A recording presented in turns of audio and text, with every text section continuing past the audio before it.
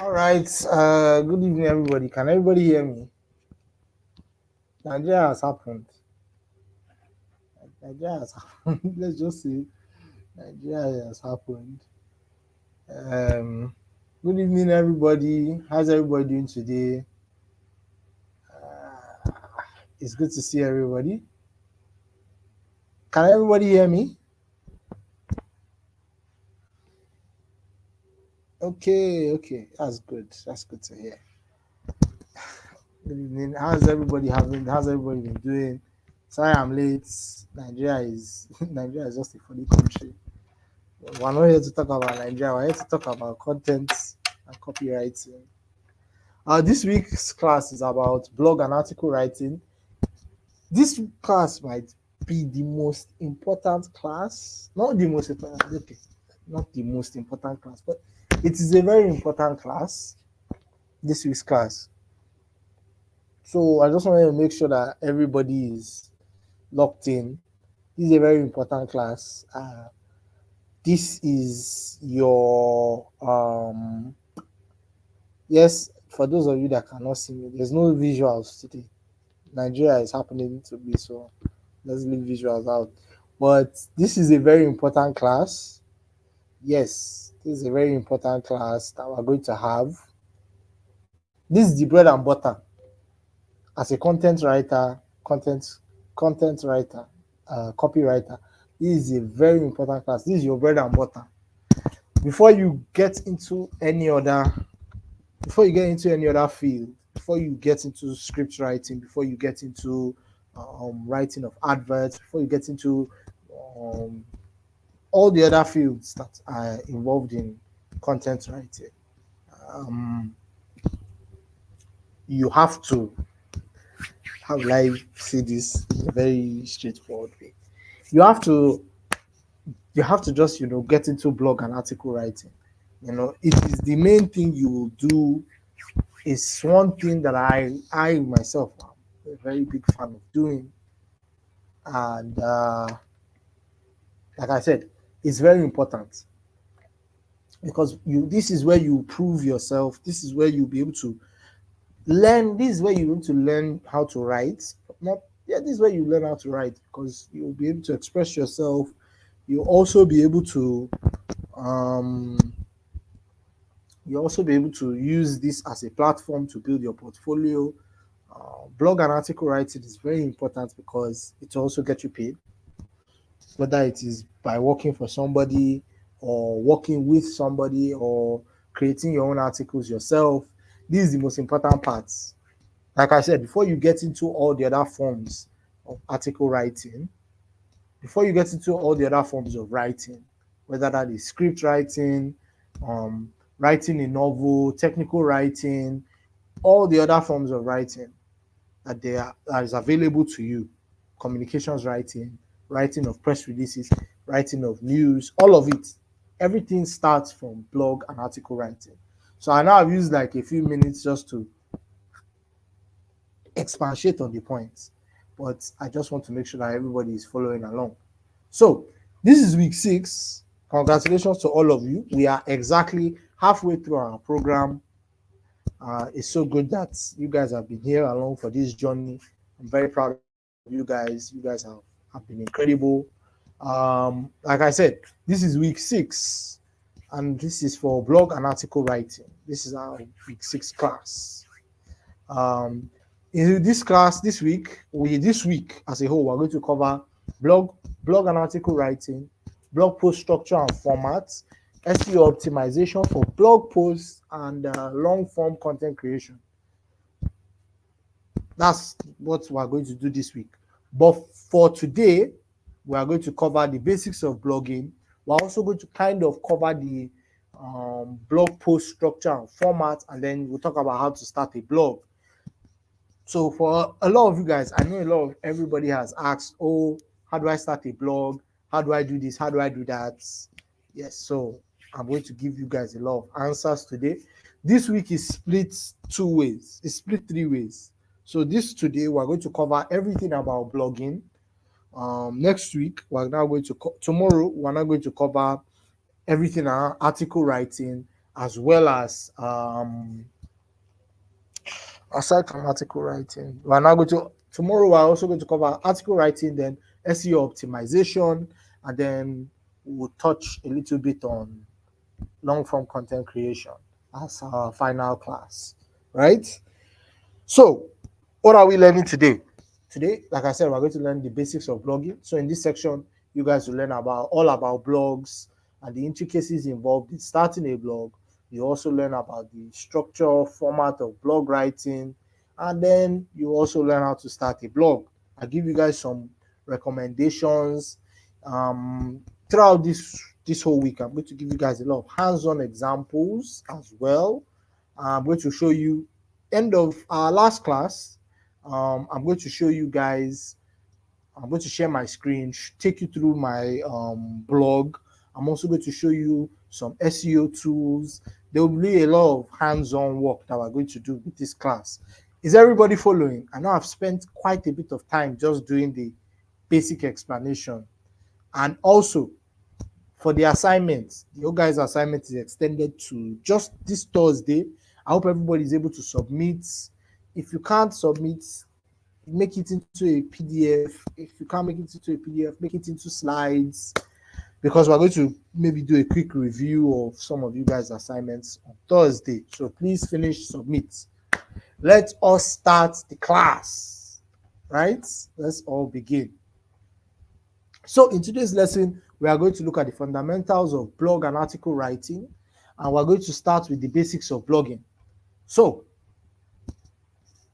with over 600 million blogs on the internet, and that's a pared down assumption, not even assumption.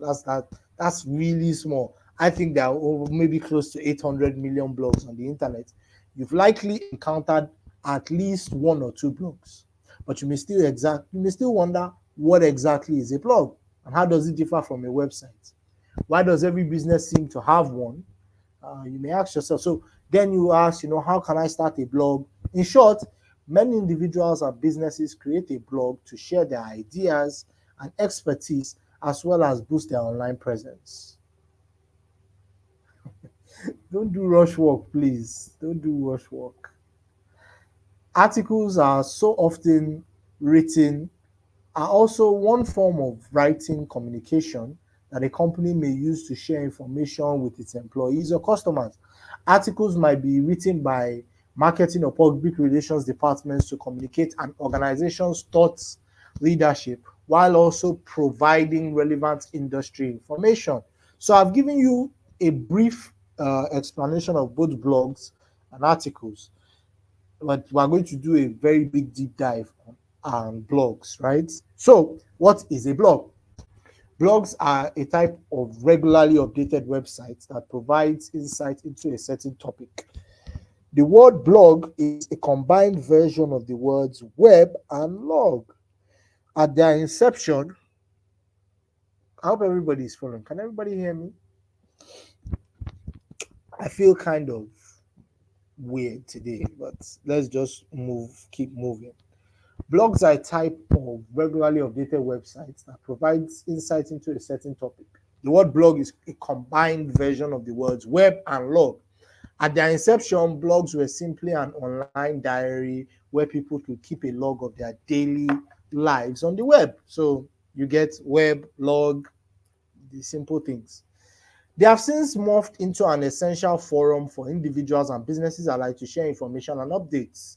In fact, many people even make money blogging as a professional full-time blogger. One of Nigeria's most famous bloggers, Linda Ikeji, made a name for herself dealing with Nigeria's most famous and wealthy individuals. So there's still space to make a name for yourself as a blogger. A lot of people go online and they search and read a lot of blogs. I read a lot of football blogs. As you guys know, I'm a football fanatic, so that kind of works. As the publishing world has evolved and more of it has moved online, blogs have come to occupy a central position in this digital content world. Blogs are a source of knowledge, opinion, and concrete advice.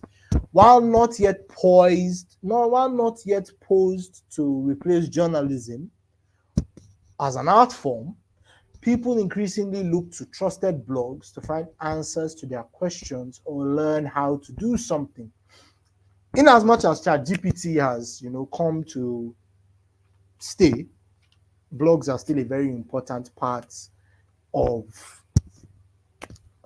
For those of us that are just coming, people are coming late. I don't know why. Anyway, but we're talking about blog and article writing, right? So, like I was saying, in as much as ChatGPT has come to stay, a lot of people still do most of their search on Google, and that's something that is never going to change. I am not going to try and I'm not going to try and sugarcoat it. The internet, as much as ChatGPT has been, out there in the world, it hasn't replaced normal search engines. What it has done is kind of just change the way we search for things and the way we research. So normal Google searches now are taking more basic things. More people are looking to Google for simpler things that they can read an article about, and the more complex things might be going to ChatGPT, especially when somebody needs writing done. But blogs are still a very important part of the world, especially with content that is ever changing, fast-paced content. You're not going to need ChatGPT for content that happened yesterday, because in as much as it can scour the internet, it is still scouring the internet. I searched something on ChatGPT really quickly today. It brought up a web search. Can you imagine? To bring accurate facts my way, it brought up a web search and then fine-tuned it for me. So in as much as ChatGPT needs us, right? In as much as ChatGPT is this really incredible thing, it still needs us. It really needs us to populate the internet, because if we don't post anything online, ChatGPT doesn't have anything to tell us. So as writers, fear not, right? Fear not. ChatGPT is a tool, not here to replace anybody. But blogs are always evolving, both in terms of how they are created and what they are used for. They can be a vehicle for creativity and for marketing. They are also increasingly created and read on mobile apps, as mobile blogging also comes into its own. So we've had a quick rundown of what a blog is. In its inception, it was a quick way for people to log their daily activities online. But as the world has changed and as the world has changed and as the internet has changed and the way we consume media has changed, blogs have now been positioned as a central part of the internet, right? So when you follow up with a blog, anytime you Google, half of the time, anything you Google that isn't a website that is explaining something or a website that you're buying something from, it is most likely just a blog. It's most likely a blog. Anywhere you can read content, most of the time, 80% of the time is a blog. Somebody made a website, but it was just a website that they could write content on. It's most likely a blog. So let's look at the structure, blog post structure and format. Now, a blog consists of a series of articles or posts. While the appearance of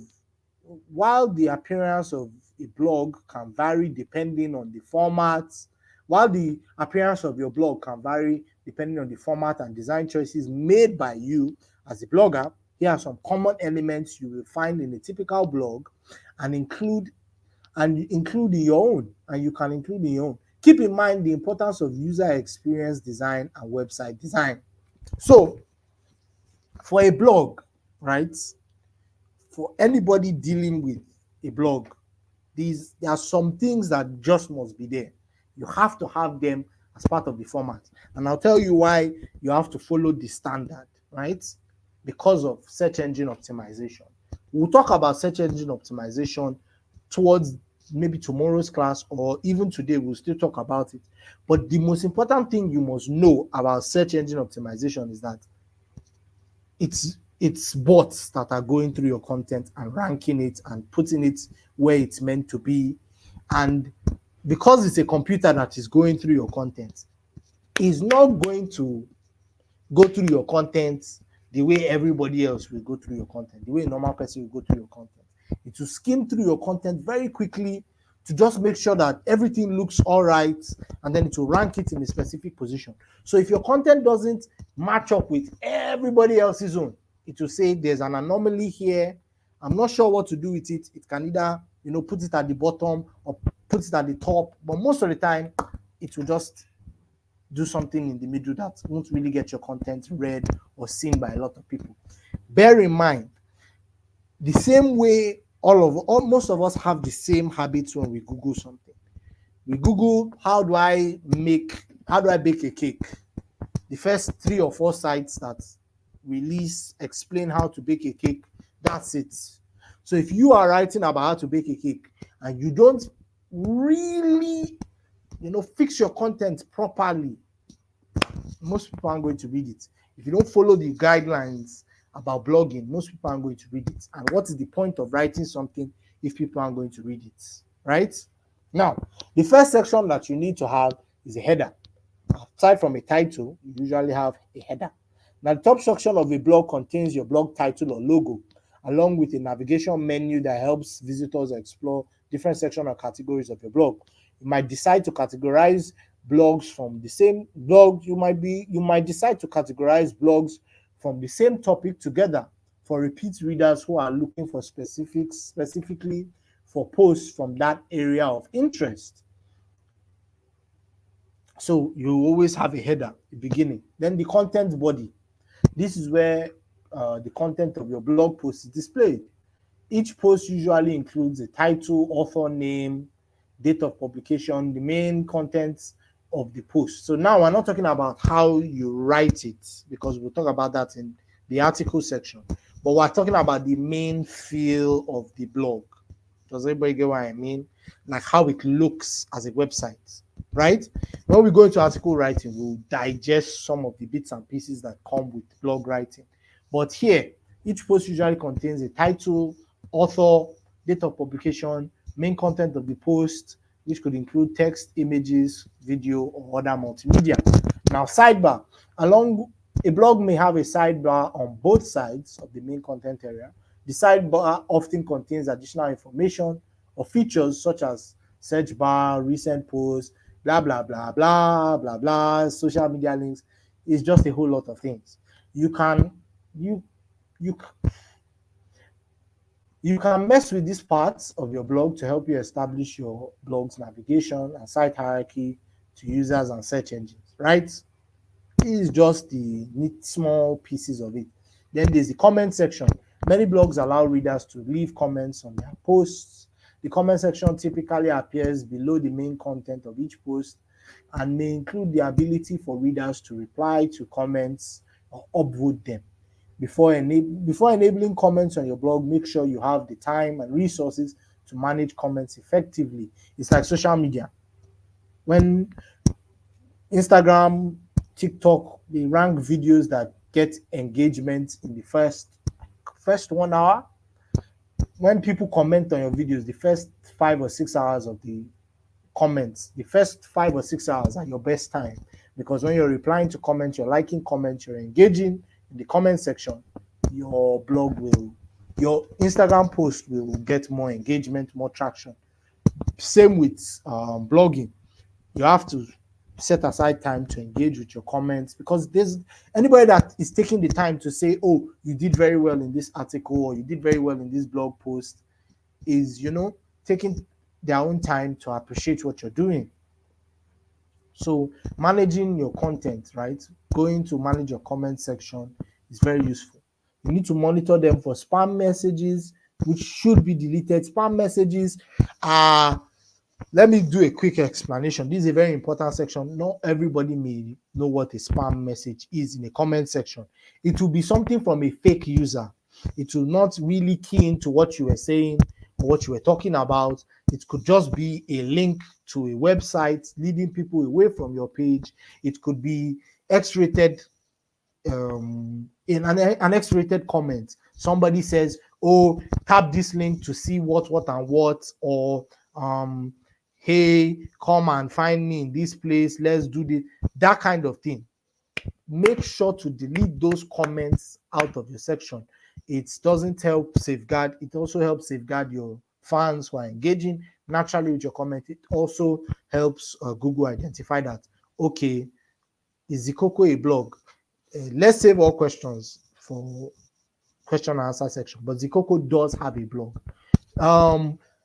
As well, right? Make sure you delete them when you see them. Spam messages are not good, but it also shows Google that you're paying attention to your content, and it will help Google, because Google can't remove all the spam content. Same with YouTube. For all of us that are YouTube content creators, delete bad actor comments that are trying to lead people off of YouTube or are just not appropriate for the page. Delete them. Nobody will actually talk to you about it because it's not a real site, right? Okay. Then there's a footer. The bottom section of your blog usually contains copyright information, links to your privacy and terms of service. Additionally,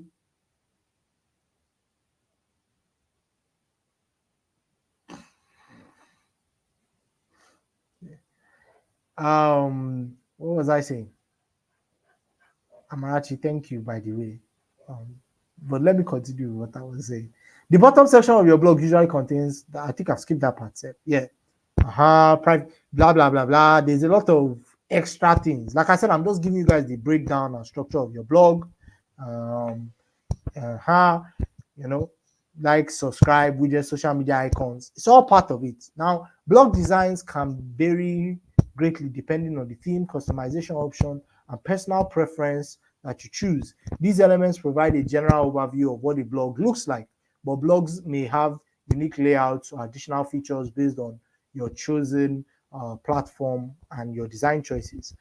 Like I said, during our question and answer section today, if not today, on Thursday, when we might have a lot of more time, we will go through my blog. I'll show you guys how I did it. I might even show you guys how to, sign up. But I will show you guys about my blog, right? And some other things, some other websites that I am on, like, will explain, right? Generally, to create and manage a blog. Before I move forward, let me give you guys a quick rundown of how you're supposed to write your blog, right? It's going to apply to articles, because essentially a blog is just a place where you host articles. That's essentially what it is. So articles are found in blogs. People engage with different articles on your blog. I hope I've explained that. I hope everybody gets that. Right. So, because I know we're going to talk about it in articles, I'll still just run down with it. But usually what you have is, in your article section, you have, when you write an article, you have your normal title. After that, you have the introduction just after the title. After the title, then you have your first header, then there's content after the first header, then, second header, there's content after that, third headers. Oh Christ. Let's continue. Let's just continue. Like I said, usually how a blog is written is usually with title, introduction, headers, header 2, header 3. I will explain all of this actually when I share my screen.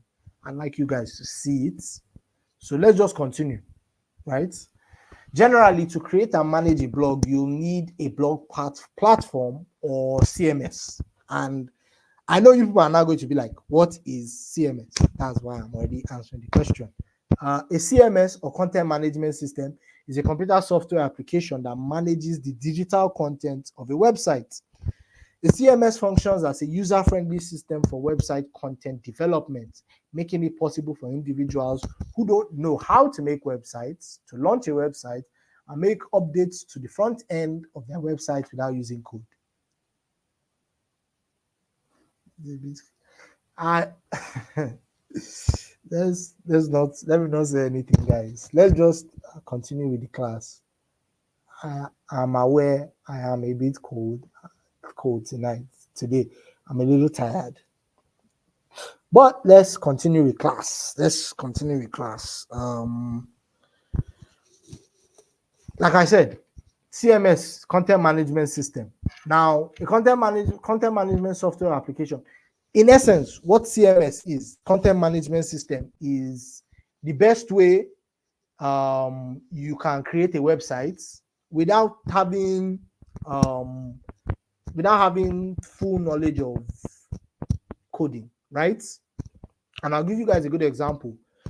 While I'm not going to dwell a lot on content management systems, because further down the line, we have a dedicated class about content management systems, but you also need to have like a basic idea of what it is. So, like I said, it's an easy way for you to make your websites without having to know how to code, right?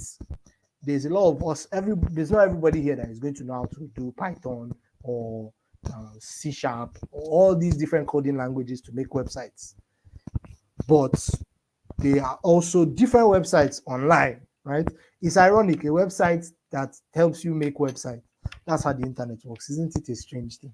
Yes, but that's what I'm saying. That's what the content management system is. And a very good example of a content management platform that a writer can use is WordPress, right? Let's look at WordPress a little bit. Like I said, I'm going to show you guys, not this class, on Thursday, how to, maybe on Tuesday, or depending on how this class goes. I'm not quite sure. But I will show you guys how to use WordPress, how it looks, signing up, the simple process, right? Okay, so WordPress.com is the commercial hosted version of WordPress. It's different from WordPress.org, which is another one, but we're not going to talk about that one today because, like I said, we are going to have a full class for content management systems. But we're going to talk about WordPress, right? WordPress.com makes it easy to sign up for a free WordPress site by creating an account.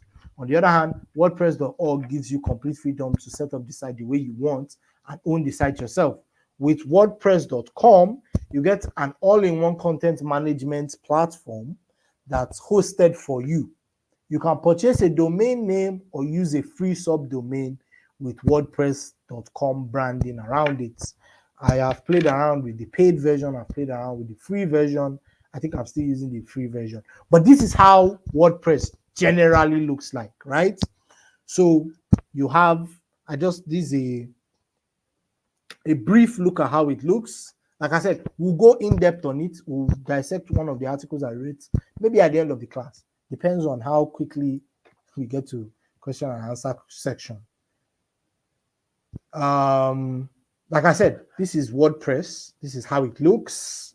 This is just like the page that you can, put your content on, you can type on, but this is how WordPress looks for those of us that have not played around with WordPress. But funnily enough, I had told you guys, right? Like, go to WordPress, mess around with it. If I don't show you guys how to mess around with WordPress, sign up and mess around with it today or tomorrow, within the week, mess around with WordPress, just play around with it, right? And then start noting questions down so that you guys ask me more questions about it, because I don't think we'll cover how to go through WordPress today.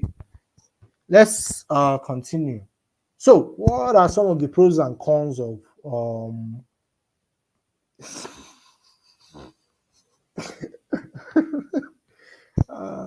gifts? Don't worry, I'm fine, right?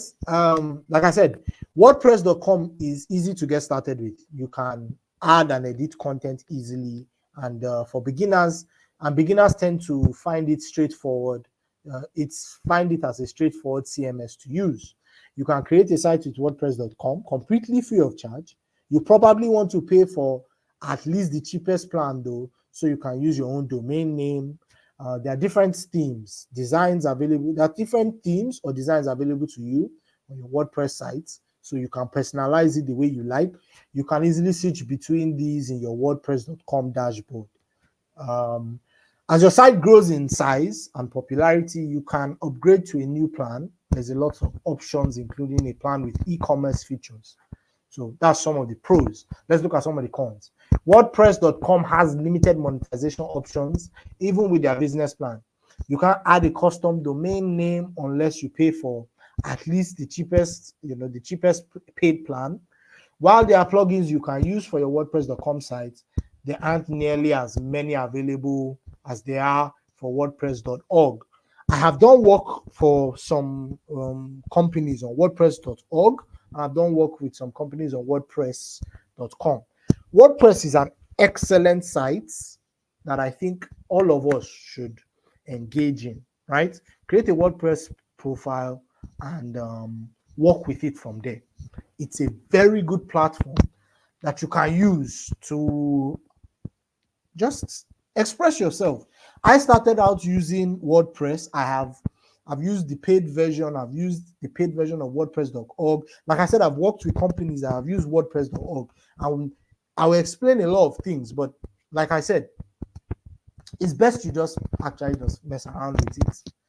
There's nothing too complicated about it. Like they said, WordPress itself, WordPress.com is a very user-friendly experience that you will get. Everything is very neatly arranged. You tried to use WordPress on Android phone, but it was complicated. Funny, that was how I actually created my WordPress sites. That was how I started. It was on my phone before I now graduated to laptop. Have I told you guys how I started writing? Let's not really like delve into that. But I did start with like writing from my phone. Like one of the first pieces of content I made was from my phone, and then I started using WordPress. So don't fret, try it out on your phone, mess around with it, play around with it. Everything is really listed well on WordPress, like I'm saying, right? Me, like I said, I started with a phone. I started writing just about football normally, but it was with my phone. I just started typing with my phone, and from there, I stretched and got a laptop and all of that. But from my phone, and I used Grammarly to check my English, and I started writing directly from my phone. So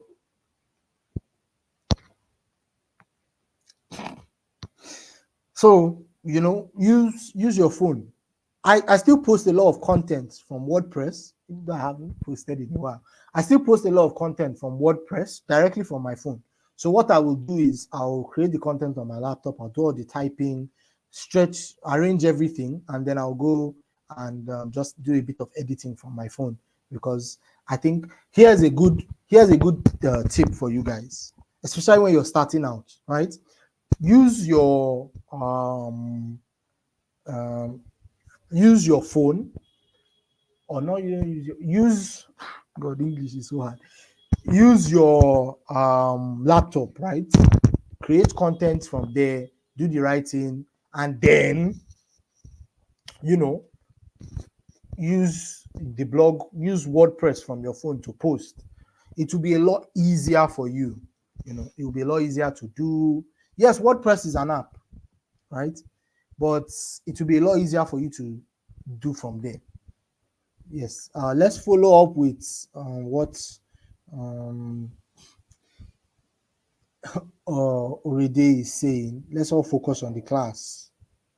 We'll have to reactivate you have to reactivate your WordPress account. Let's continue. So as far as pricing is concerned, there's a free WordPress.com plan available. But if you like your own domain name and you want to avoid all the WordPress putting ads on your website, you need to choose from one of their paid plans. The cheapest plan is about $48 a year. That's about $4 a month. You can move up to the other plans, including their e-commerce plans for online stores. That's about $550 a year. Anybody that is looking at me now, the $4 plan is still like the best plan. $4 plan is the best plan. I will not lie to you. When your blog explodes and is getting into is getting into bigger territory, you are expanding, then you can pay for other features. But $4 plan, $4 a month. I know $4 now in Nigeria is kind of, yes, I am seeing it, Toluwani. I'm seeing it. $4 now is kind of a lot. What is $4 now? If we convert, like, let's say 1.5, it's almost like 10,000 naira. That's why the free site is there. You can start there, and then But again, for those of us, maybe some of us that are seeing money from small other places, 10K might not be too much to pay. Me, when I started WordPress was the $4 that time was like 2K. See how Nigeria has changed. See how Nigeria has changed. We're not here to talk about Nigeria, but we're talking about, yes, about 10K. Well, now we're talking about WordPress, right? $4 a month. You get access to have your own domain name. Why would you want your own domain name? I think it's very important to have your own domain name because you can tell somebody to Google your sites. It was a very big flex for me. Yeah. It was a very big flex for me when I could tell somebody, hey, Google my blog. And they'll be like, how do I Google it? This is my blog's name, The Fascinating Ramblings of a Football Fanatic. It's a mouthful, I know. But the person will Google it and it will appear, hey, this is yours. It is a very big flex. If for nothing else, that 10K, I will not lie to you. Seeing the look on somebody's face when you tell them, oh, Google my blog, and they Google it, that 10K is worth it. I will not lie. But for those of us that can't afford it, even me, I've gone back and forth. Sometimes I'll pay for it, sometimes I won't. I don't really stress over it. It's not the most important thing in the world because I'm going to show you guys where is the most important place for you to put your content, right? There's other places to put your content, but like I said, we're going to get into a content management system class, so I don't want you guys to like be bogged down with all of it. But here's the next best place. Thank you to Flex. Here's the next best place you can put your post your work, right? It still has paid features, but Medium is an excellent place to post your content, right? Medium is the best place to put your content as a content writer. They have paid plans. We'll not really get into that. Like I said, we're still going to do a content management system class, but let's talk about Medium. Medium is a social publishing platform that is open to all users, and it cuts across a diverse array of ideas and perspectives. Anyone can write for the platform, so it's great for beginners. Popular topics on Medium range from mental health to social media, from world affairs and trending news to productivity hacks. This makes it a solid choice for anyone who wants to start blogging.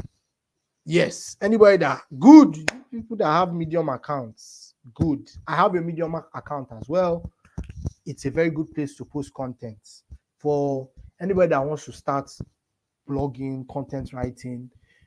These two places that I have told you, those two places have gotten me a job. I'm not even going to lie to you. It's a good place to tell people that are reading your content, to tell a person you're interviewing with, maybe you're trying to, get a freelance gig or get a real full-time gig with writing. You tell them, oh, my content is on Medium. Here is a link. In your CV, you already have it linked to your Medium account. You already have it linked to your WordPress site. They just know, okay, this guy is serious, and it's a good way to build your portfolio out, posting on Medium. There's a lot of them. There's a lot of places to post. There's Substack, there is blog posts, Blogspot, there is HubSpot Academy, there's HubSpot, there is it used to be as popular as WordPress. The reason why WordPress now is so popular is because of money. People get a lot of money from WordPress. When you pay for their features, you can monetize it. So, like I said, let's look into Medium, right? Now, Medium also gives writers the chance to earn money with their stories. As a member of the partner program, you can put your stories behind a paywall to earn income. In this program, you can increase earnings with repeat readers, engagement signals, and more. People that clap for you on Medium is money. It doesn't amount to much yet, but when you get like 100 people clapping for your account, there's money that is tied to that. It might also be useful to submit some of your write-ups to reputable brands or publications on Medium to grow your base while riding the coattails of publications with a dedicated fan base. So when you're on Medium, you can submit articles to big websites, on big brands on Medium. You can say, hey, if you like this, you can post it. Just make sure you give my name. You just give me the credit that I was the one that wrote it. It's a very good way. Again, here's a tip, right? It's a very good way for you to develop yourself as a writer and develop your fan base when you can write for other people free of charge. See, there's nothing as good as free labor. It is terrible and good at the same time. when you're just starting out, doing things for free is kind of important, but not kind of important. You understand what I mean when you start, but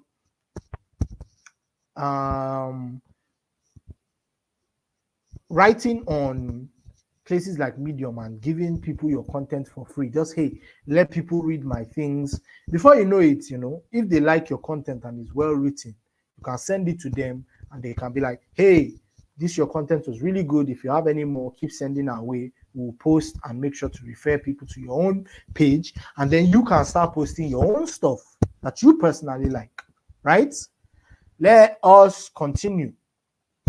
Now, how to get paid on Medium? There are plenty ways to get paid on Medium, but I think this is the best way to work for we here in Nigeria.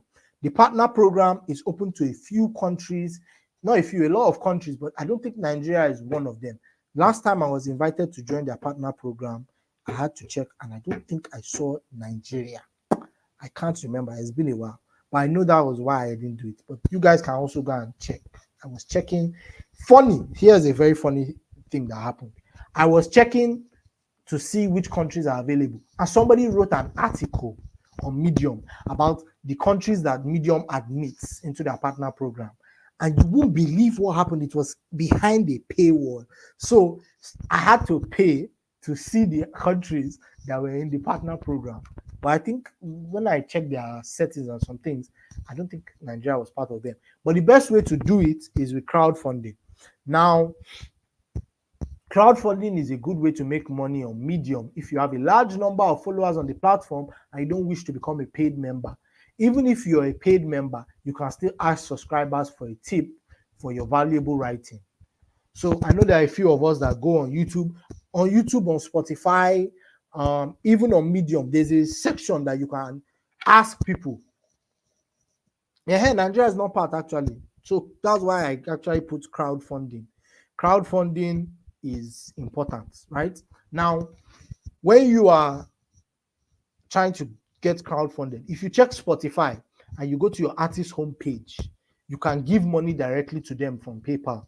If you check YouTube, there are content creators that will tell you, hey, if you like this content at the end of that video, please buy me a coffee or go to my Patreon, pay for membership on Patreon. It is a way to maximize your revenue that you are making.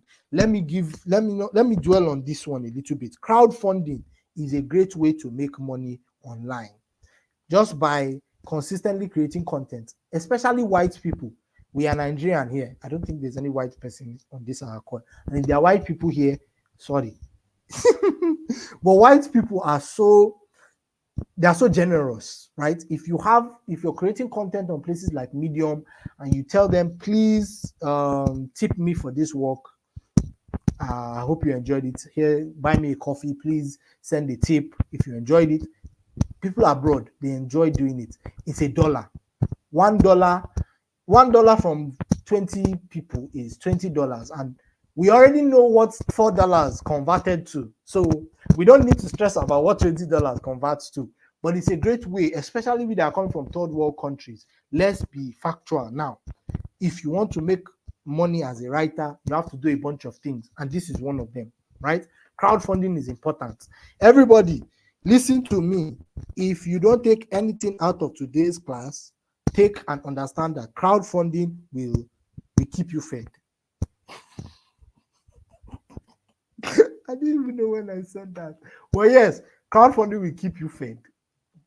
But like I said, it's not everybody, and it doesn't always happen.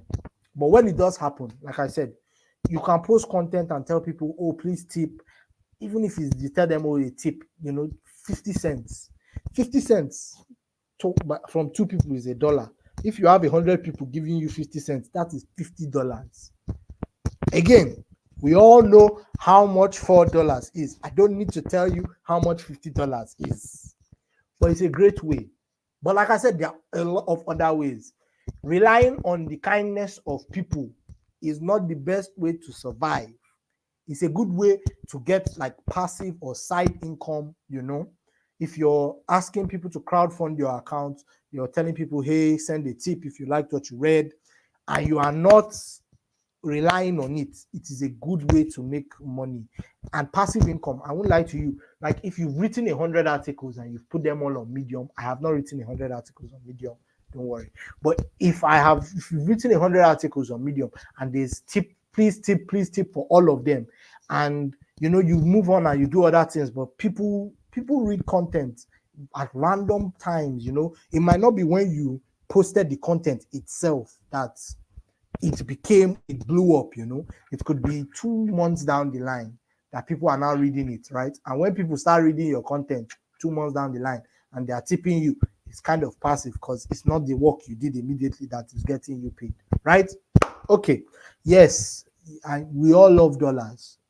The country has made it so. So, for example, I set up tipping by going to settings, then publishing and updating the settings under manage tipping on your stories. Here's the catch. Nigerians, we don't catch a break. I can add a payment link and I'll be able to receive tips from readers. There are options. You can use Patreon, PayPal, and other popular platforms. PayPal does not work in Nigeria. Unfortunately, they have blocked us. Patreon requires creating an account and actually supplying content there. But Patreon is a good way to monetize your content. You people, there was a podcast I was on a few weeks ago, last week, and we're talking about, starting a business and why businesses fail. And I used myself as an example, and I was like, this is what I do, blah, blah, blah, blah. And they were like, one of the mistakes you're still making, and one of the mistakes you made when you started was not monetizing early. So I'm now telling you guys what they did not tell me back then. Monetize anything you're doing. If you're writing for people for free, then monetize the one you do personally, monetize it, right? Good. Like I said, there's always a catch with Nigeria. That's why PayPal doesn't work. I think Patreon works. There are other online platforms that you can connect your accounts to. I think Lemonade is another account that you can receive foreign currency. You can attach it. Don't shoot the messenger. All right, let's go over the different types of blogs. So once we go over different types of blog, we're going to go on a break. 5 minutes. Everybody will relax, sign attendance and whatnot, and there will be other information passed along. But let's talk about the different types of blogs, right? Now, different types of blogs cover varying topics from food and fashion to marketing. Blogs are composed of individual posts or articles on more specific subjects within the blog's field of expertise. So, to get started with blogs on social media, check out microblogging. It's a kind of smaller way to blog on social media, like putting a lot of stuff on the on the captions, right? Now, these posts often serve as a platform for discussion, as many blogs have active comment sections. You can think of a blog almost as a newspaper that adds articles and continually maintains the archive. Now, whether you've seen standalone blogs or blogs as website sections, you've probably encountered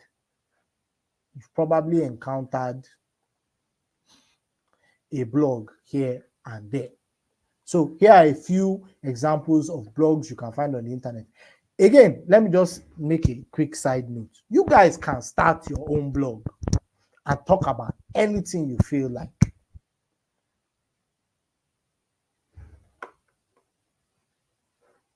Right? You guys can start anything you like on a blog. So some of the most popular types of blogs in the blog sphere include food blogs, travel blogs, health blogs, fitness blogs, lifestyle blogs, fashion blogs, beauty blogs, blah, blah, blah. There is plenty. The ones I even put here are just a section. There is a lot of blogs, right? And once you have a basic understanding of, we've talked about the basic understanding of how a blog is arranged. I've also given you guys a brief explanation of how to write a blog, right? Now you take these formats that I've explained to you guys, and then you just attach the types of topics that you find interesting. If you are a finance guru and you don't have if you're a finance guru, You know how to tell people how to manage their money. You can write a finance blog. People will read your finance blog. If you are a tech blog, you can write reviews of products. You can write jokes about tech. There's a wide variety. For me, I have dabbled in, I think maybe just 3 or 4. I have written about sports, like I told you guys millions of times. I've written about tech. I've written about business. I have written about lifestyle. I've also written about um, health. I think I've written about food as well, but that's generally some of the few things I've written about. But there are a lot of people that will, stick to one thing. Like I said, my niche, the one that I love the most is sports, but there's a wide variety. Music blogs, that's a very good example. I hope everybody has been following because I've kind of been just taking my time, right? So, like I said, there are a bunch of blogs that are out there, bunch of them. So we're about to go on a break. Um,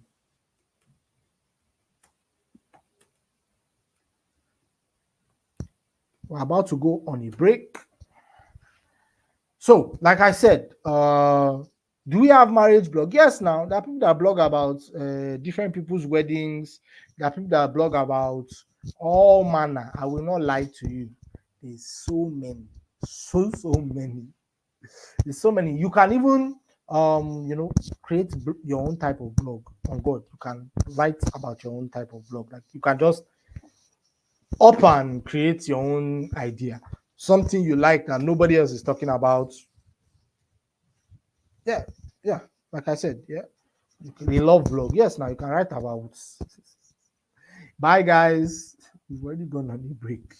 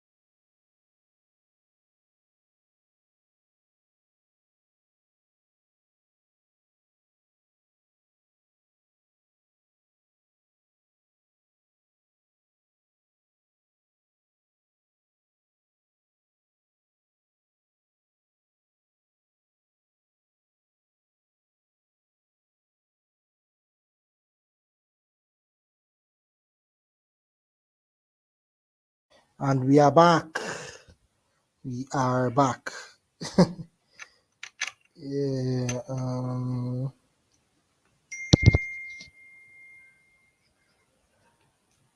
Sorry, it took me a bit of time. Uh, I was attending to something real quick. Just kind of took my attention very quickly. But we're back, right? We've talked about the different kinds of blogs, whatever we'd like to call them. Like I said, there are a lot of blogs. There's too many. And like I said, you can just up and create your own blog. It's not hard. You can create your own type of like idea around your own type of blog. Whatever you feel comfortable talking about, you can talk about it. There's no shortchanging yourself. Anyhow you want to put it, just put it. I won't lie to you. It is really, really, really, really fun blogging. And like I said, so we've talked about the different kinds of blogs, different types of blogs that are available to you. Let's talk about the next section of this class, website versus blog. So, as you know, a blog often deals with a given topic and is updated with regular posts, mostly in the form of articles. Websites, however, are often broken down into inner explanatory pages, each with varying purposes. This can mean anything from an FAQ page to a welcome home page design. These are occasionally updated, making the website more static than a blog. Oftentimes, websites have internal blogs, while other websites are entirely blogs without any additional pages. Do we get the difference?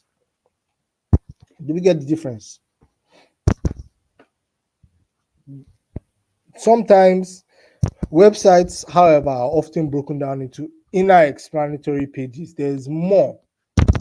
It has to be showing. It has to be a network, right? So websites, however, are often broken down into inner explanatory pages, each with varying purposes. This can mean anything from an FAQ page to a welcome home page design, a landing page.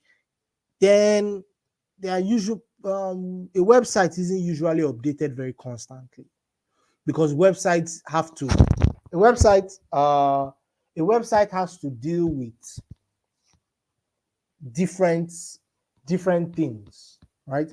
A website has to deal with various other things. You can use your website to as a landing page. How will I explain this thing? All right, I've got it. A website, right? A website has various use cases. FAQ is facts. Just I'll explain that later. But a website, as I've tried to meander about trying to explain, a website serves multiple purposes. Websites can be the normal thing we use, like WhatsApp web or Facebook. Anything on the internet is a website. But a blog usually will only have content that is written and is updated very frequently. While a website can have multiple pages dealing with different things. You can shop for stuff on a website. You can't usually shop for stuff on a blog. You can do shopping on a blog, but it's no longer a blog. It's almost like an e-commerce page where you're doing other things. Usually, a blog is, whoever answered FAQ is a really good student, because that one had even skipped my mind. Yeah, frequently asked questions. But like I said, websites solve multiple purposes. They do different things. A blog will serve just one purpose: to get you to read content A, content B, and content C. WordPress. Okay, this is a very good question. Is WordPress a blog or a website? You use the WordPress.com website to create your blog, right? But usually WordPress is a blog. It's usually a blog because all you do, your own page on WordPress is a blog. But WordPress.com is a website because it does various other things apart from just reading content, right? Does everybody understand now? Because it's already 15 minutes in, we need to quickly move along. I hope everybody understands now. The simplest explanation between website and blog.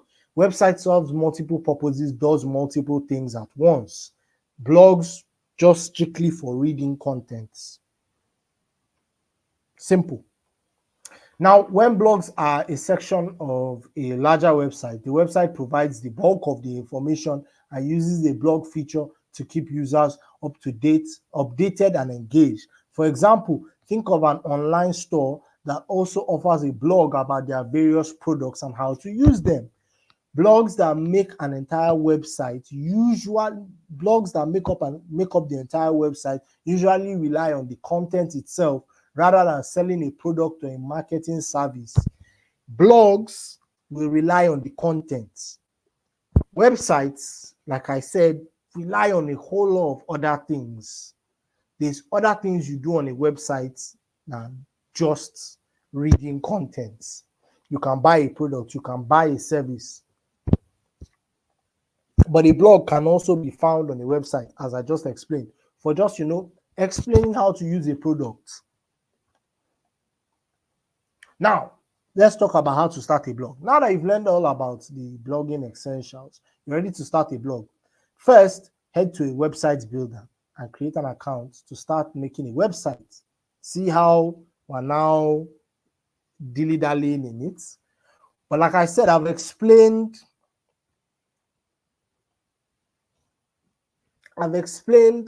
how to, you can use WordPress to start a blog. It is a very, very good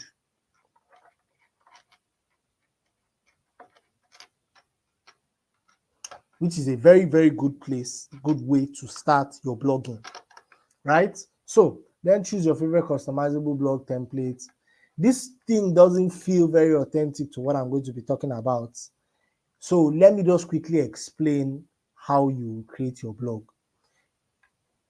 Blogging is more than creating a web page or a blog site. It is a lot of things. But the first thing you have to do is you can either go to WordPress and start using the platform for free and post your content there and share the link, right? Or if you are more savvy, you can go to a content management system, CMS, and start creating a website from scratch. A good content management system where you can create your blog is Wix, right? Wix will allow you to modify your account the way you feel like and the way you want, right? Then you can start putting up the content you want to write and publish. Now, why I said creating a blog and the creating of the website is the beginning part, because there's a lot more that is involved in starting a blog. As you plan your blogging strategy, you may be wondering, how much does it cost to start? You may encounter different expenses like domain name registration and website hosting fees. It's important to understand the potential cost of blogging so you can make a better informed decision about how to pursue your blogging goals. We are in Nigeria and everything is done in dollars, and dollars is expensive. So before you make this big commitment and pay money into something that you're not really sure you might be doing consistently, chill. Take the free option and make a name for yourself. Then you can start paying the money. Then you can start paying money, and then you can start looking for other ways to express and expand your site. But if you are writing on WordPress, you don't have to pay to start. We'll go through WordPress. So how much does it cost to start a blog? If you create a website on your own, a basic blog. Now this, if you create a website where it's hosted online, you're not using anybody's content management software, it can go for as little as $16 a month. However, more complicated websites or ones that require assistance of professionals like photographers, copywriters, or designers can cost upwards of $10,000. But let's forget about $10,000 for now. Forget I even mentioned it. What is most important, like I said, I think the best place to start is WordPress. That's why I didn't give you people any other examples, because I want you to start with the simple one first and the cheap one. You can use WordPress for free. You can even pay $4 and start from there. Please, if you can pay the $4, do pay the $4. It's not that expensive, and it's a great way to, like I said, you can flex on somebody when you tell them to Google you. Now, after launching your blog, now we're coming into the most important section. Why I said, if you are doing blogging, it's not just about creating the website, right? Is everybody following? I want everybody to follow. This is the important part, because now these are the things that nobody will tell you. If they just say go and create a blog now, you can create a blog, but there's how to make it succeed, right? Now, these are not, it's not a golden, it's not a silver bullet. A silver bullet is not going to, what's the English? It's not a catch-all term that is going to make you succeed immediately. But these are the things to give yourself the best chance, right? This is the best way to give you, this is the best way to give yourself the best chance to succeed. Now, these are things that I'm telling you that most people didn't tell me when I started. Now, after launching your blog, you can add elements to your blog to please both readers and Google. You serve two masters as a blogger. In normal terms, you can't serve two masters, but here you must learn how to serve both of them, the readers and Google. I will argue that Google is the first master you should figure out how to work with, because when you learn how to handle Google, readers will come after. But Google is the place that you will get your most of your reading done. After Google, there's other ways to expand into different sections, but Google is the easiest way. Now, those elements can range from quick supplements, such as adding quality visuals to your blog posts, to doing intensive keyword research for SEO purposes. Search engine optimization is Jesus. Google is, I'm not going to say the remaining part, let me not blaspheme. But you cannot, how did they put it ahead? Hey, this is the best way to put it. SEO is Jesus, the Son. Google is the Father. Jesus says, go through me to meet the Father. You cannot go to meet Google without going through SEO. It's not possible. And if you want to make money online, you must get SEO. Even if you're working for a company, you're not posting for yourself. Your writing must fit SEO best practices, so that they will now say, okay, this person's sabi in work. Let's keep it going. Because whichever company you're working for, they have standards that they want you to write to. Your writing must be straightjacketed. You can't write chaotically, because it won't fit with SEO. So let's talk about how to make your blog succeed. And like I've hinted, we'll talk about SEO. SEO comes after. And there's still a whole section on SEO. But there's other things too, aside from SEO. How to promote your blog. You also need to know how to promote your blog to make it successful. There are many ways to promote your blog, but some of the most effective methods, social media. I do a lot of work on social media to promote my blog. But in all honesty, I'm very half in, half out with it, for reasons that will not be explained at this moment in time. But social media, after SEO, let's carry Holy Trinity. Let's carry the Trinity now. After SEO, then social media. The Google, SEO, social media. Those three are the best way to start your journey as a writer. Now, the next one, if you have a list of subscribers, email marketing is another very good way. A very good example of an email marketing strategy, and a very good example of a email marketing website. You have two of the best that I know: MailChimp and ConvertKit. Why we are not talking about them in detail now is because if you go through your curriculum, we will get there. So I don't want to overload you guys with all the information in the world. After email marketing is SEO.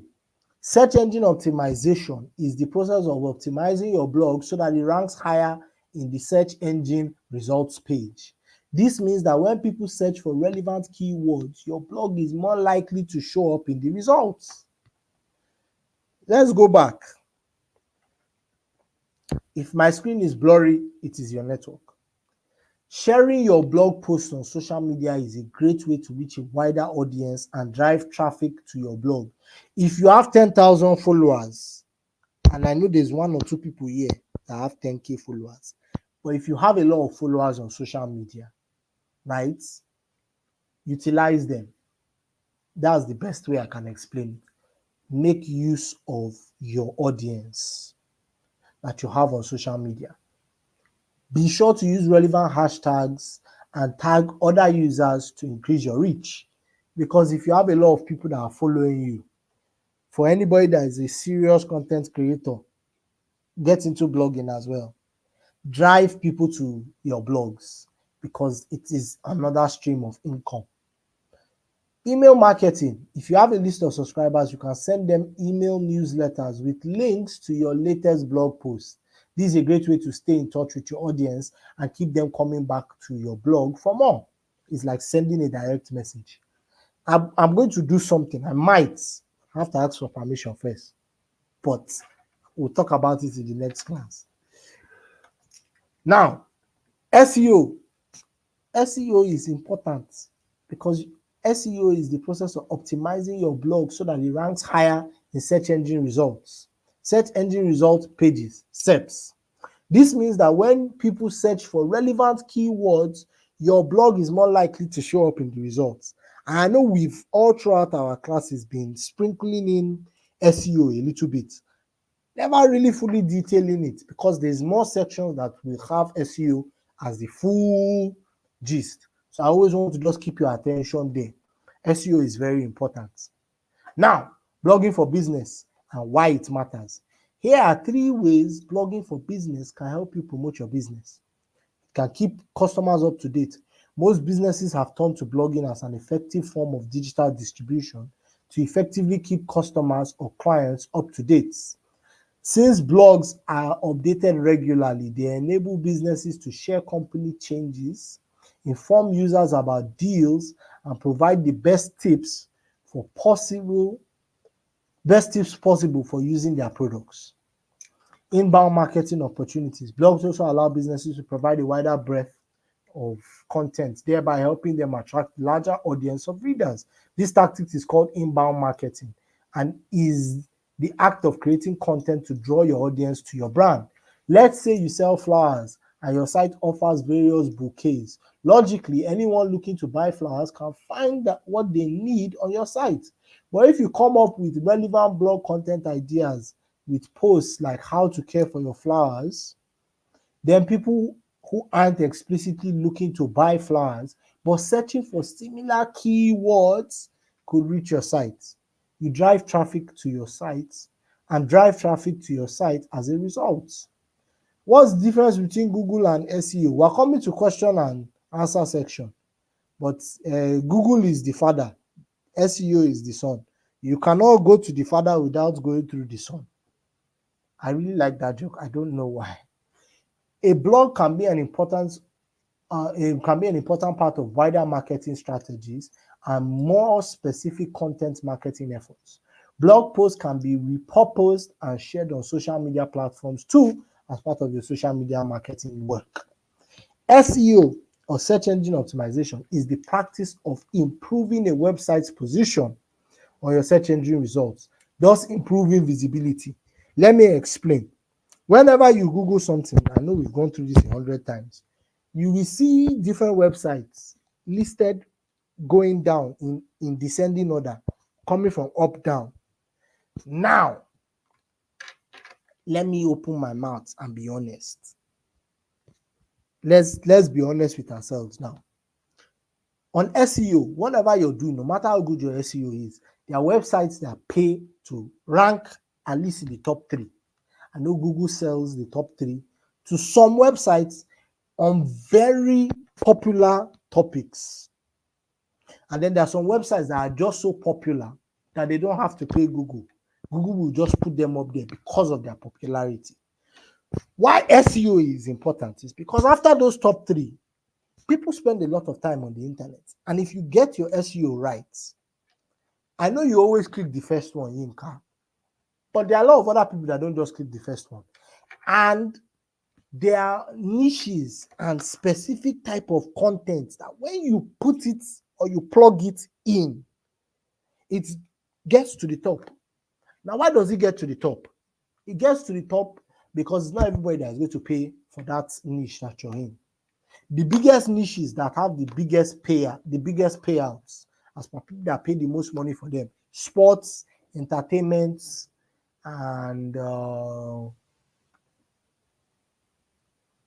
just sports and entertainment.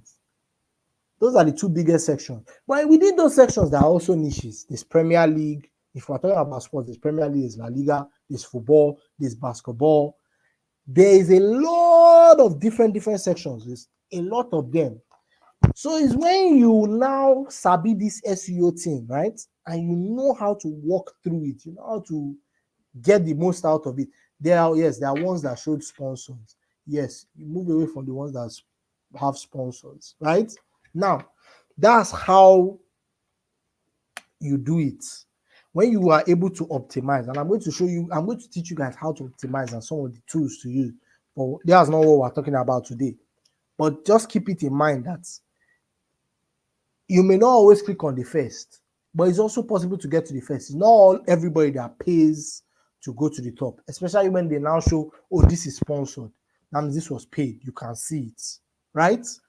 Now, when search engines like Google notice that more people visit a given site, they may consider their content more relevant. In turn, search engines might increase the exposure of that website, allowing it to appear closer to the top of the results page.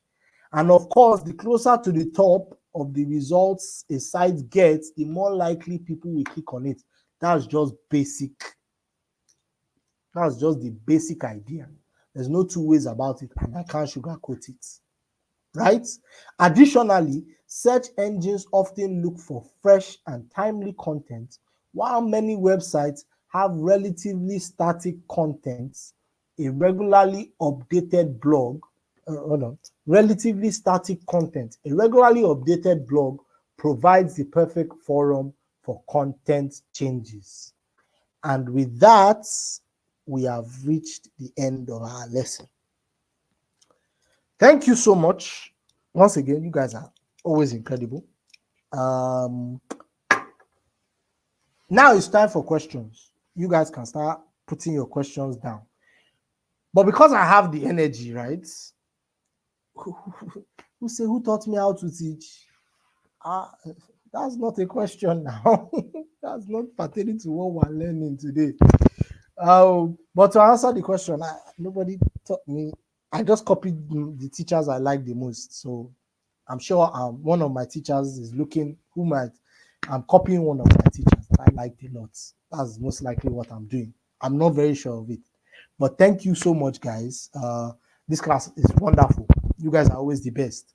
Again, it's time for questions. But before we answer questions, because I managed to still finish on a very good time, let's go through my WordPress page. Can I cancel? Yes, I think I can.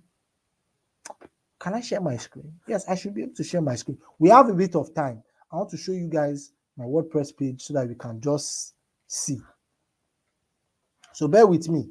Let me quickly do some one or two quick things. Okay, I think I should be able to present and share my screen, right?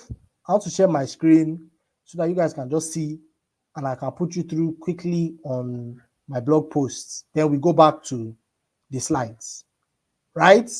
So save your questions till about 8:40. Then we'll come back.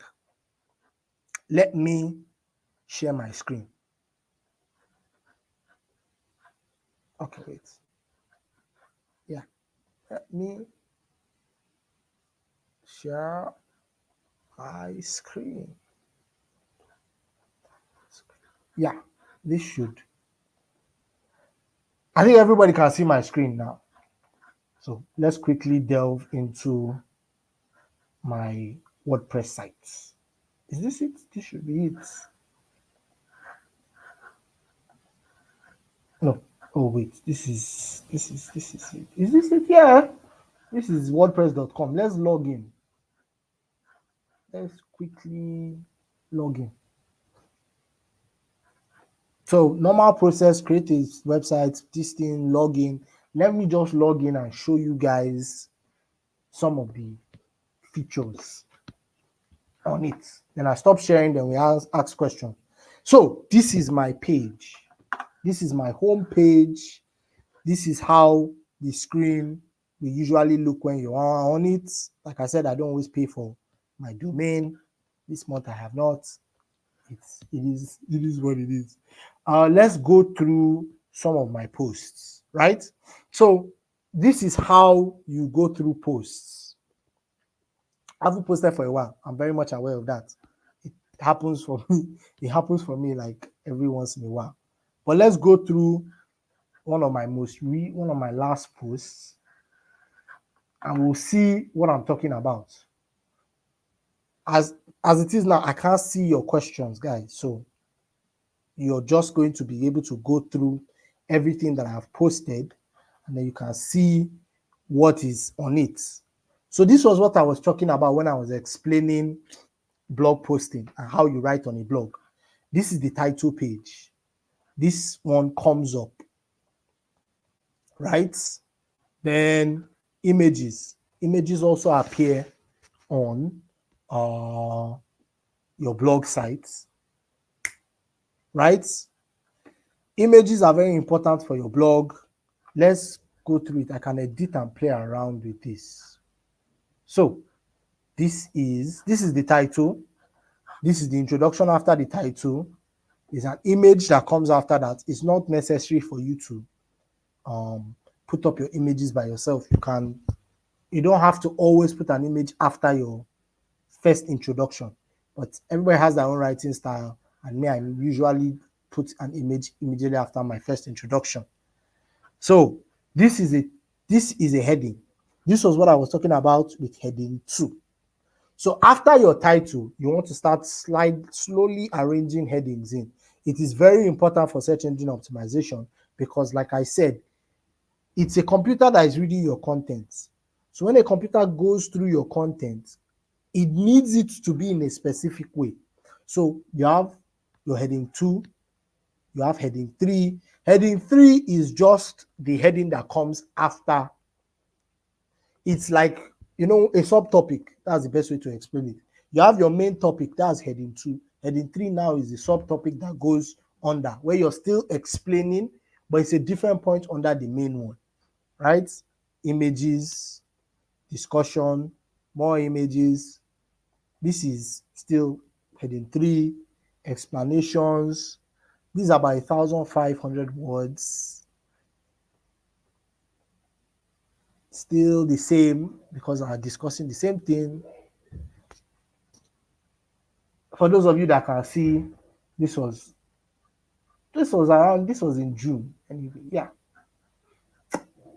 And that's the end. It's as simple as that. That's essentially what a blog is. So from there, you can go through all of the stuff you've published. This is my published number. I've deleted a few of them, but here you can go to your media, your pages. You can see your most recent comments. There are other stuff, but not necessarily all the other stuff. Appearance, from here you can edit your blog page. From here you can edit your blog page. You can go through different types of contents.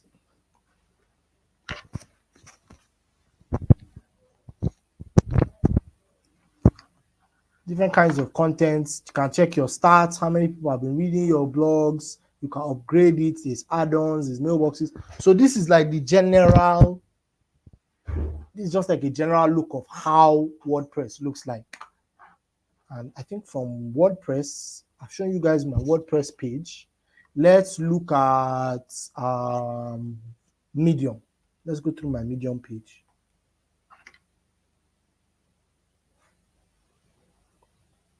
So this is my Medium page. You have the content here. Again, it's football. I write about football a lot. different kinds of content, different kinds of posts that come up. So to create a post, I'm just showing you guys like a brief example. We're going to go into the question and answer session, but I wanted you guys to see this, right? So to create a post, this is it. You type, write whatever you feel like, your titles. After your titles, you can, everything looks the same. You can have your headers, images, embed, links, pictures, is all part of it. I'm not going to explain too much on Medium because Medium is, like I said, we've explained, but I wanted you guys to see how the Medium website looks. You have your content, you have the people that you follow, and then you have how your content looks. And then there's dates, everything. Everything should be there or thereabout. All right, so on that note, let's go to our question and answer section so that I can see what you guys have been questioning, and you can now ask questions because we have essentially come to our question and answer section.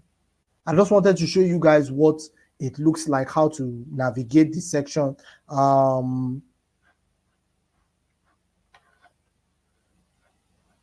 Okay, where is this?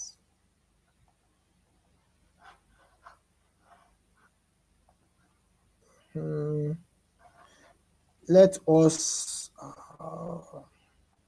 give me a minute. But like I said, do podcasts also count as blog? No, that is multimedia content. That's rich media content. It's very different from blog content.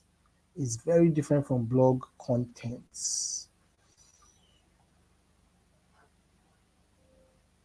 It is very, very different from blog content. Let's get into it. How do you get information you need to create a content for your blog? So because I write about football, and football is widely available to everybody, all I have to do is watch a match and then essentially talk about what I saw. But there's also a wide variety of things you can do on your blogs, right? There's a wide variety of things you can do. Is this our slide? Let's just use the second one. Yeah, right? Okay, so there's a lot of things you can do for research. The best way to research anything is to read about it. So you can go to you can go through Google and Google things. Google is your friend. That's the best way to research. Then spend time on YouTube. YouTube is also a good place to research content, researching information, because it will also give you a visual medium that you can now digest and then write about. There's a lot of times I'll watch a YouTube video about something and then I'll start drafting out content about it because I've been able to digest it in a way that I enjoy, right? Now, how does one segment and personalize newsletters? How is it important to content creation? How newsletters are important for content creation is simply important because it allows you to directly send messages to your fans or your readers.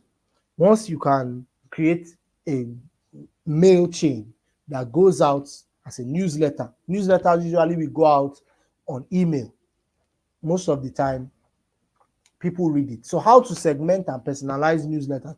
Personalizing a newsletter is all about putting yourself in. That one is fairly obvious, but segmenting it is just moving from one section of the topics to another, moving about from one topic you want to talk about to the other.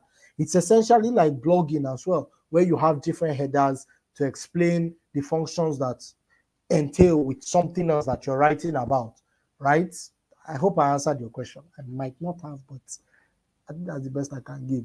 So I want to ask, is Substack also good for writing? Substack is an incredible place to write and get paid for writing. The reason I didn't talk about Substack today is because we're going to go through there's a whole topic just dedicated to different platforms you can write on. And if I took that time to do all of that here, it would have been not feeding into what you needed to learn, right? So what's the difference between a blog and a vlog? Vlog is video logging. Blog is We talked about how blogging came, right? But it's just writing website blogging, website logging. So you write about it. Can I post a vlog on my blog site? Yes, you can. Most blog sites allow you to post video content, but don't post extremely long video content. If you're going to post vlog content on your website, post it almost like you post on Instagram. Remember, the content you're writing is supposed to be mobile friendly. It's going to be able for people to see on their mobile phones. Now, you don't want to post a 10-minute vlog on your blog because that's what YouTube is for. Segment your market, segment your content, but don't lump all of your content together. They don't feed off each other the right way. So if you have a vlog, you can post snippets on your blog. You can even post snippets from your blog, snippets from your vlog on your newsletter, right? I've never heard of Mockrack. Medium and WordPress, are they any different? I think you guys just saw Medium. WordPress is where you create, you can use WordPress to create your website. In total, you can use Medium. You can use WordPress to create a website in total, but you can use Medium. Medium is the best way to Medium is just to post the content. So you don't own, take it like this. If you pay for WordPress, you can now own the sites. When you own the sites, it is yours.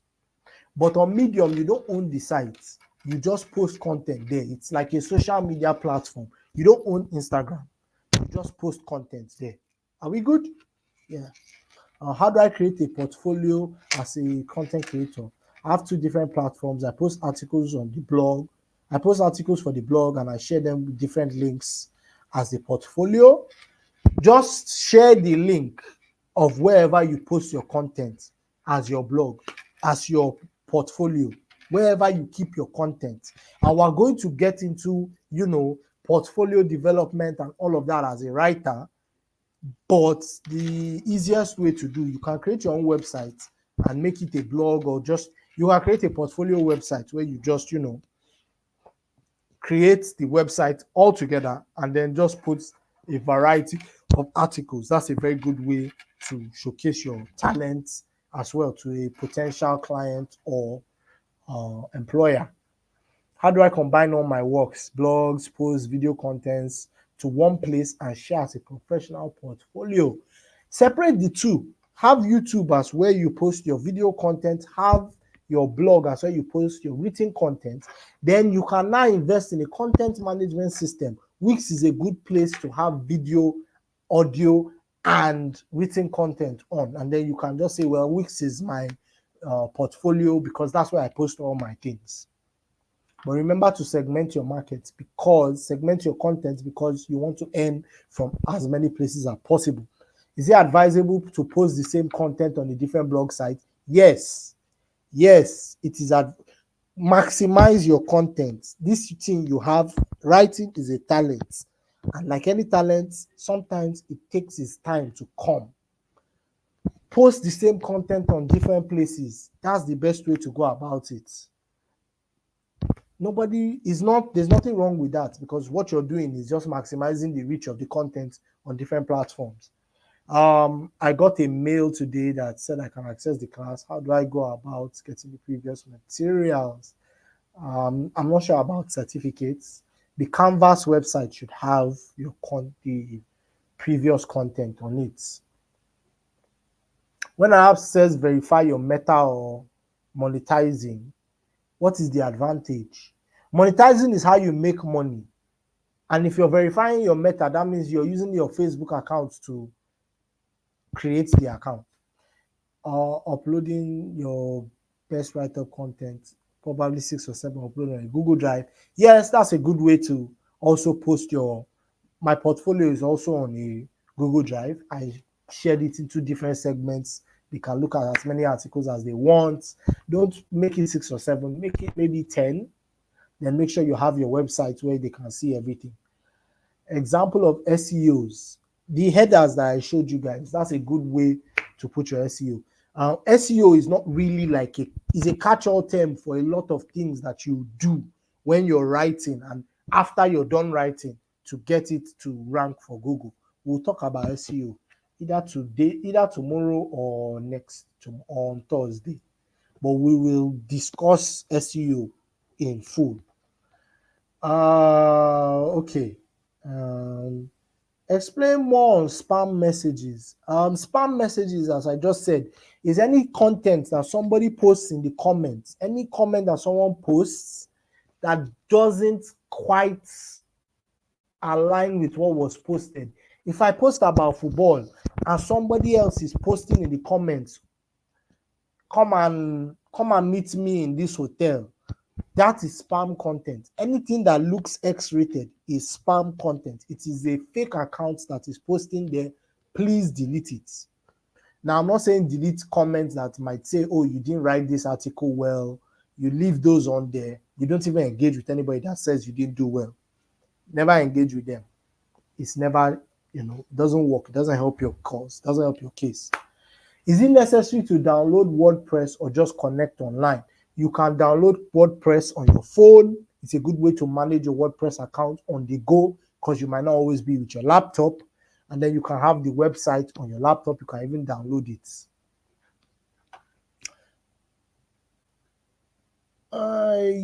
Yes, you won't own the website for that month. But I don't know how to operate it. You have a Wix account, but you don't know how to operate it. Maybe we'll go through Wix, but even I don't have a Wix account. Check a YouTube video. That's also a good way to do it. Your WordPress blog is not working. I send an email to the customer support service. They should be able to help you there. How long can your content remain relevant on a blog? Your content can remain relevant on a blog forever. If you constantly update it, you change out a few things about it, it can work. Can you get paid if you post your blog on WordPress? Only if you're using the paid platform. If you're using the free one, you don't get paid. But there's still some lingo around getting paid. It's not a straightforward process. Is there such a thing as content writing internships? Yes. It will just be an internship to work at a company that requires or needs a content writer. Sometimes they might not need a content writer. They might need a copywriter. They might need a communications writer. Anything that requires English that is needed to be written, you can be a content writer for them. How do I collect relevant information for my blog? Google. Passively, you can Google, you can watch TV, you can see stuff online, you can use ChatGPT if you need relevant information. Just don't copy paste. Sometimes ChatGPT is wrong, but it can give you a template to work with. It can give you a good way to bounce ideas. Spam contents are usually obvious. They mostly talk about something completely unrelated, yes, to the post, and stylishly include a link to a fishy website. Please don't click the links to those fishy websites. They don't sell fish. How do I mean by using appropriate hashtags? Whenever you're posting, look at people that are really big online. Go through how they post. Check what they post. Then go through their hashtags. If you're talking about football, there are specific hashtags that are around the football space. If you're talking about fashion, there will be specific hashtags that are around the fashion space. A good way to use a hashtag is trendy words. You can put demure as a hashtag if you're talking about fashion, if you're talking about funny videos. That works. Okay, as for writing on Medium, it's like a social media platform. You sign up, and then the interface, like I said, the interface is very it's very easy to use. All you have to do is mostly focus on clicking on the blog. You click on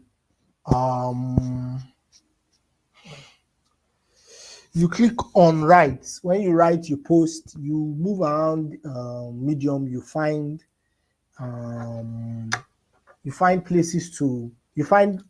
accounts to follow. You follow those accounts. You can message accounts. Medium is more like a place that you play around with. Then you figure it out as you go. Again, you can watch a YouTube video, but I think the best way to learn how to use Medium, just to play around with it. I've never heard of any site like Site123. All right, guys, time has been fast spent, and I am absolutely drained. Once again, I'd like to just thank you guys. You guys are actually really great. You guys are really good. We're about to call it a day. But before I call it a day, somebody just put up this last question. Let me just answer this last question. What is the shortest and longest number of words used to create content on the blog? It depends on you. Long form content creation, as we're going to talk about, is usually 1,000 words plus, and then after that you can depends on how you feel like creating your content, to be honest. Thank you so much, guys. Like I said, I'm really tired, so you guys have been great. Once again, thank you so much. I've had a lot of fun teaching you guys today. Now I need to go and take a break. Enjoy yourself today. You guys take some rest today as well. Yeah. Enjoy. Good night. Good night, you guys. Enjoy yourselves. Have fun. Bye bye.